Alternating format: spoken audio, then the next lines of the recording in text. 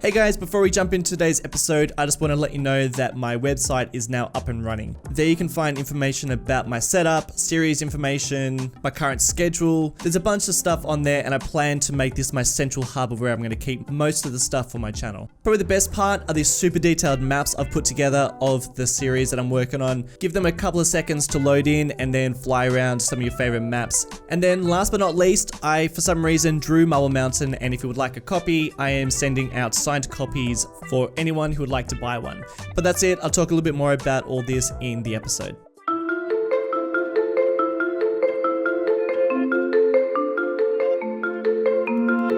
G'day guys, Tools20 here and welcome back to Marble Mountain.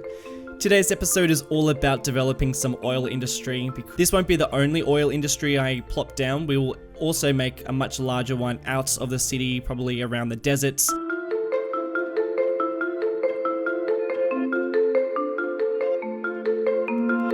Yeah, I thought it was pretty funny that 3 years ago I said that I wanted to put an oil field out into the desert, and I just would have never known that this is going to expand into the project that it has become.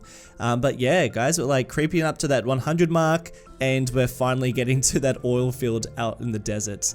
But we do have a couple of things that I would like to do before we get there. As you can see, Marble Mountain is looking pretty well finished in these areas, you know, like it all blends in, all the natural environment I think works pretty well around the cities. But then you get to the desert and it's just this really stark emptiness where I haven't really developed a lot of stuff, you know, there's not much blending with the city of Las Cruces, and that's really bothering me because as soon as I fly out of the city, it just looks so unrealistic, it looks so underdeveloped. And this is something that always happens with these cities, is that you kind of demolish a whole bunch of the land around it, and then you start working on this city, and then it takes ages to work on, it takes ages to build, and always feels like this very underdeveloped area. Whereas when you kind of work into the landscape, it then doesn't really, you know, it sort of feels a little bit more natural, feels a bit more realistic. Whereas here, I really just flattened everything and then started working around it. Not to mention that working in a desert is incredibly annoying because there's not really much you can do in terms of detailing a desert in City Skylines. It's really difficult to put together. Deserts in general actually are really colorful. It's not just one shade of brown or one shade of sand. There's so much that goes into a desert that is really hard to capture within City Skylines when you are only really given a certain amount of resources. And even this is with mods, you know, I'm using mods here to actually change the color and the surface of my landscape, and I'm still not able to capture those reds, those oranges, you know, the different types of colors that are going on down here are just so diverse. And within a desert, it's, you know, you can really notice it because there's not very many trees, there's not very much of anything really.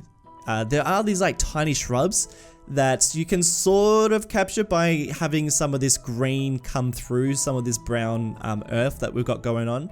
But it's just a real tricky thing to work with. So this first little bit is me trying to blend in Las Cruces just a little bit better with its surroundings.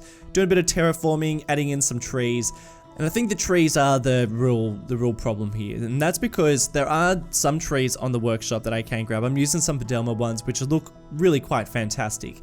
And they are perfect for this environment. But the problem is because they are so small, you don't actually notice them from afar. So when you get closer, yeah, things start to work a little bit better. But when you look at the city from a distance, you don't really notice anything unless you are adding in some bigger trees, which I feel like is just not that realistic around those mountains. But I needed something. I couldn't just have it as this bare earth like I had before.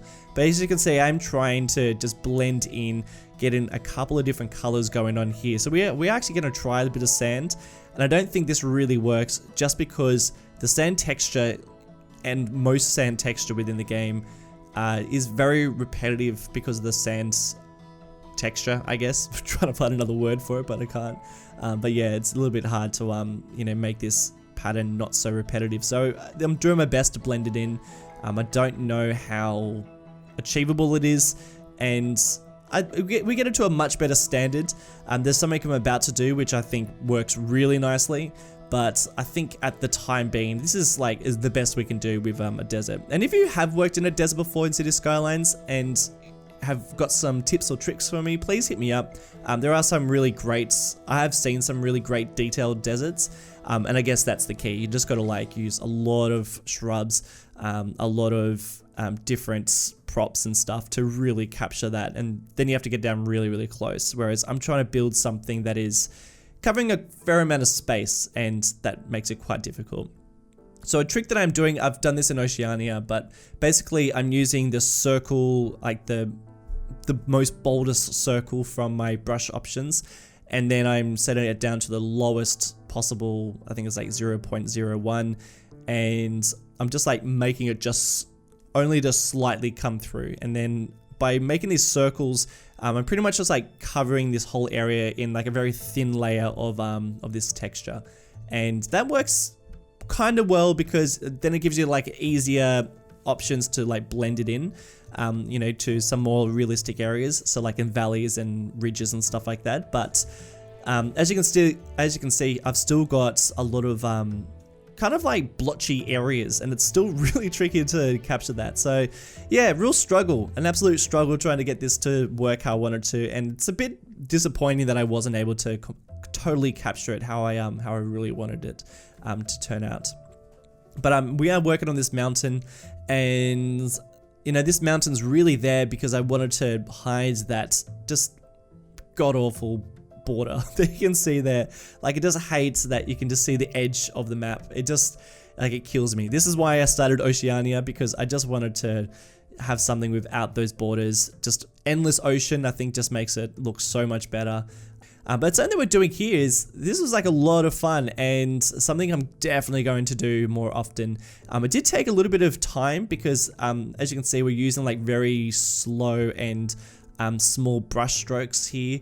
But basically what we're doing is I'm trying to create these waterways, or these I guess little streams that only really would flow if there's any sort of rain around this area, whereas usually they're quite dry. And I think that's the key here, is that you got to try and keep them dry, whereas you would usually cover these in shrubbery, or lots of trees and stuff like that would be down here, thinking that waterways, rivers, streams, there would be lots of water around here. But really, this is more of just a flow of coming from the mountains, and they're usually bringing down some sand, or some dirt that can actually get easily washed away.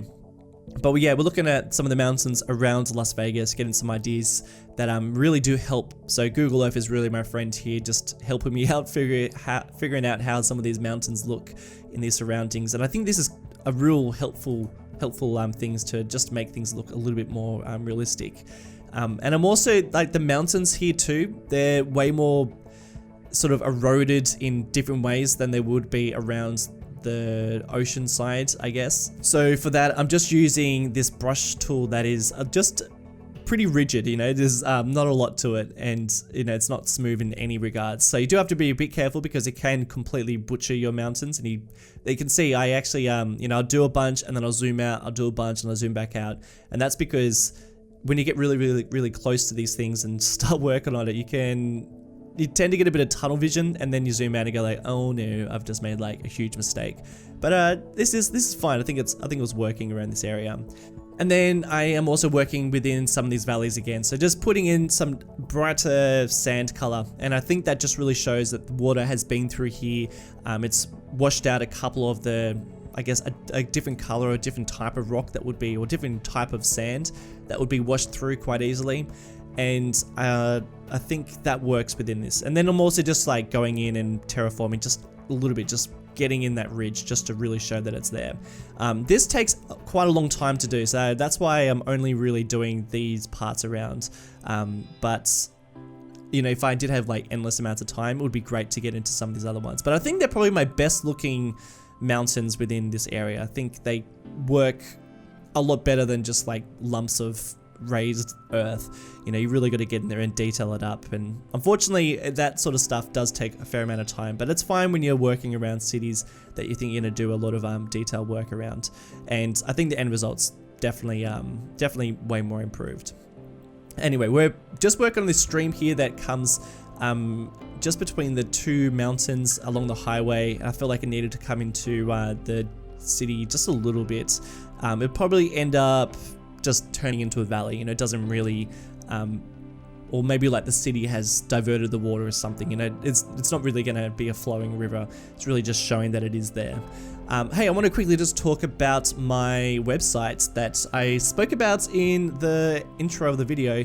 So that has taken like a little while to put together just because I keep on adding extra stuff to it, and even as I record this commentary, there's still like a couple of hours I need to actually put into it. And I'm definitely no web designer by any means. Squarespace has really been my friend, just helping me out here. But even that, like and this is no ad for Squarespace, but I still am like going in and changing all the templates and stuff. So there's like a vision I have for it, and probably that's why it's taken so long too.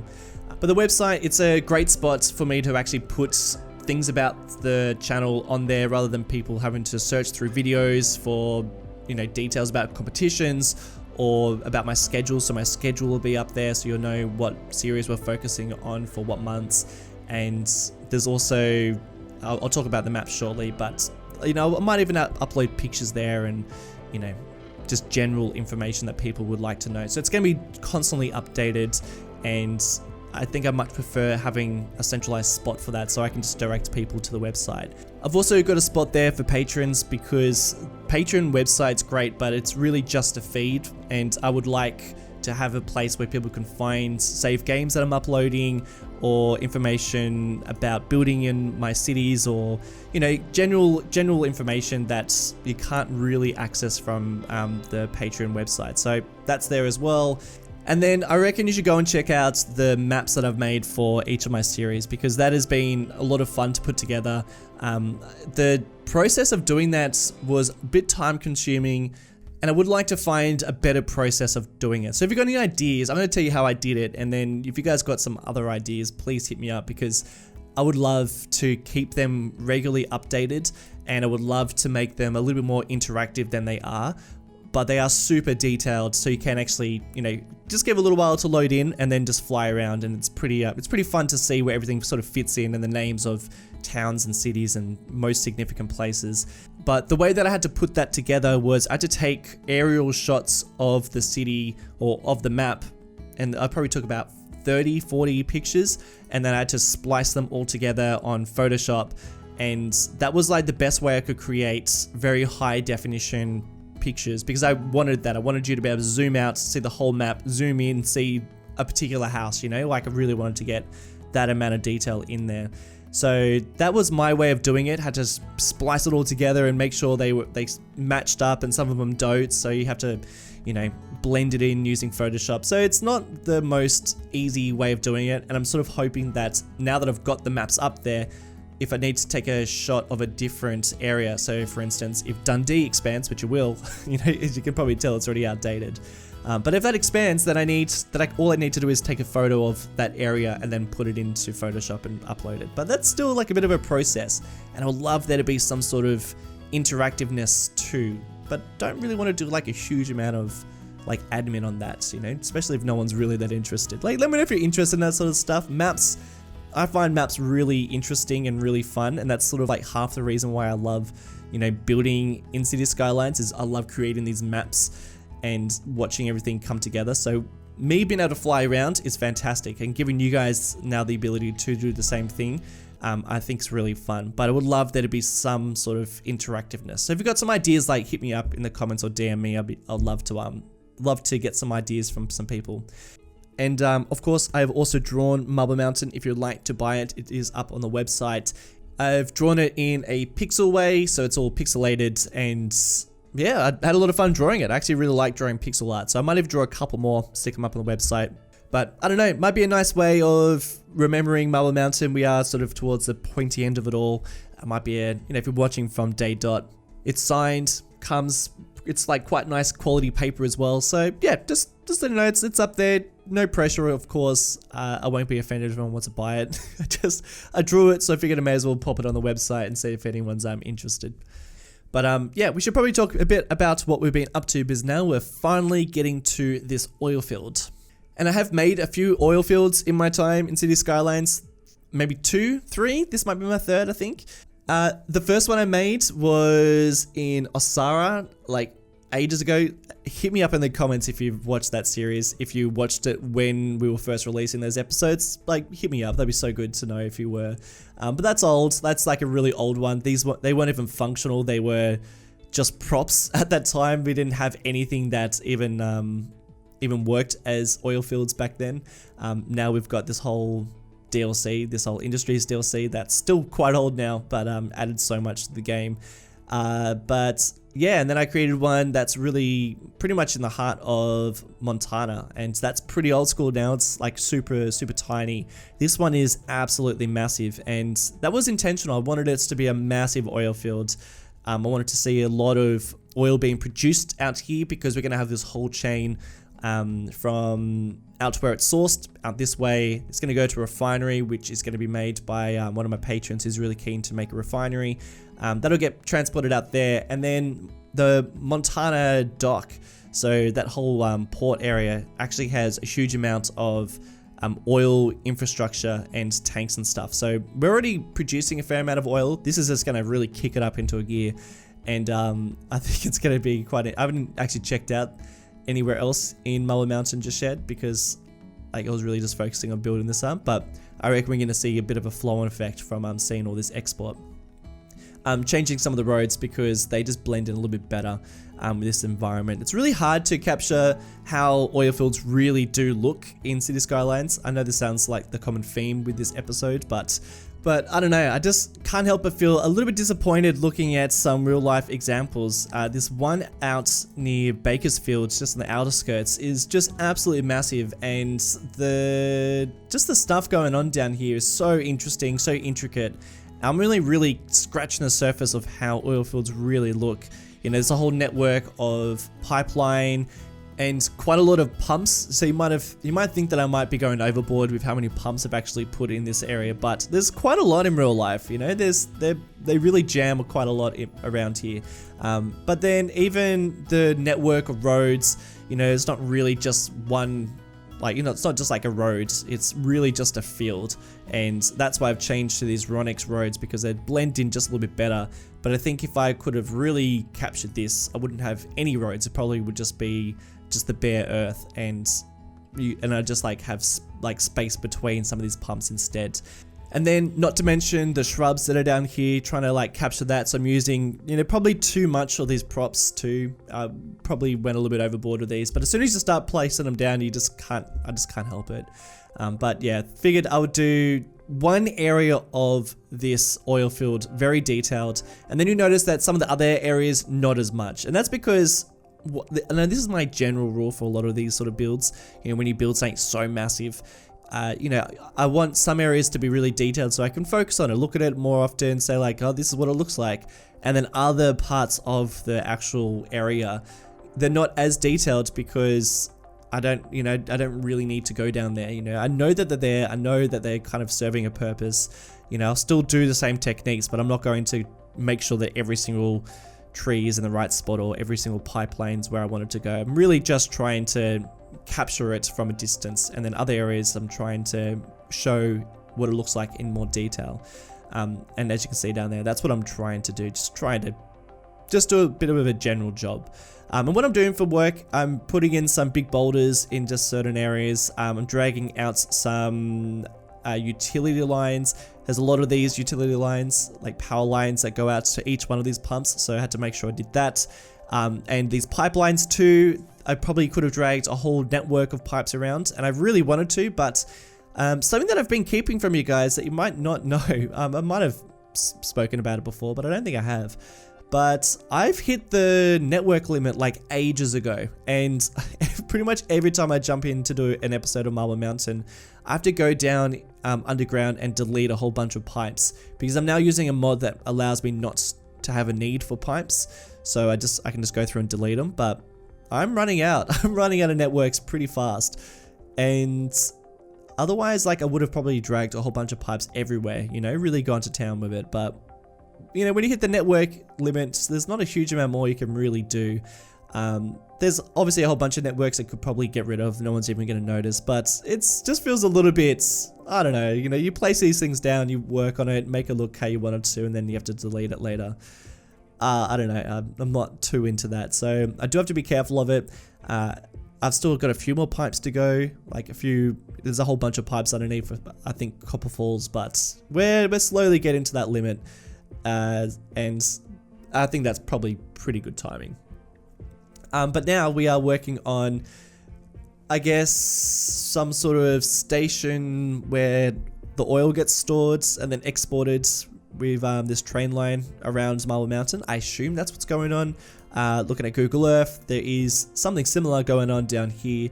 And this is not the refinery. This is just a place that I guess stores it, or maybe does something else to the oil and then it gets transported somewhere else. But as you can see, this is such low detail down here. We're not doing a huge amount. It's not the purpose for this area to be a super detailed spot.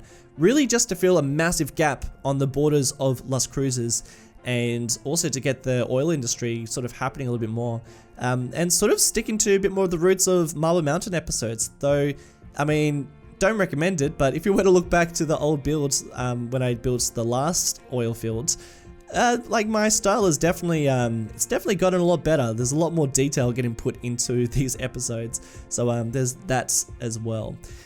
But my friends, this is the end of the episode. Thank you all so much for watching. In the next one, we're going to be working in Las Cruces. I want to flesh out the city a bit more and work on some of the suburbs around Las Cruces. Really get that Las Vegas type of suburban sprawl going on. I'm pretty excited for it. So I'm probably going to jump into it as soon as I finish doing this commentary.